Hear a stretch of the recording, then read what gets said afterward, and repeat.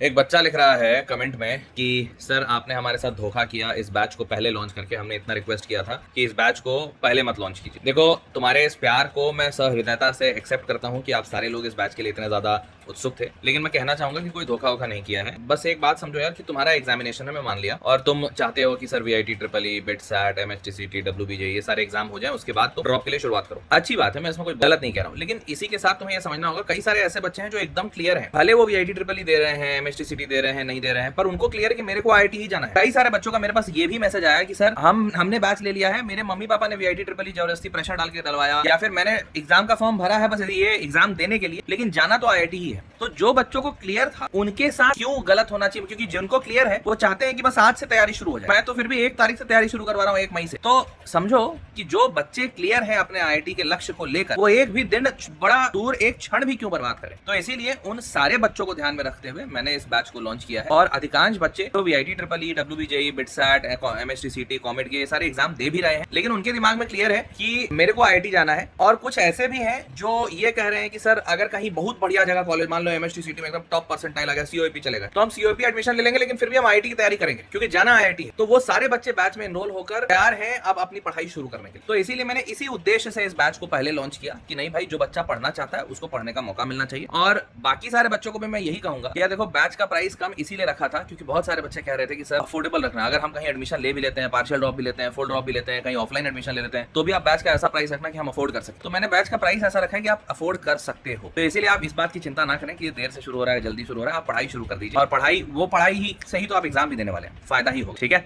चलिए, thanks a lot इतना प्यार दिखाने के लिए। और इस बैच में इतने सारे बच्चे एनरोल हो रहे हैं, जल्दी से जल्दी मैं बैच शुरू करूंगा। 1 मई को बैच स्टार्टिंग डेट है और धीरे धीरे आपके लॉगिन में हर रोज कुछ ना कुछ नए फीचर्स देखते रहेंगे, तो लॉगिन करके चेक करते रहिएगा। ठीक है, थैंक्स अ लॉट।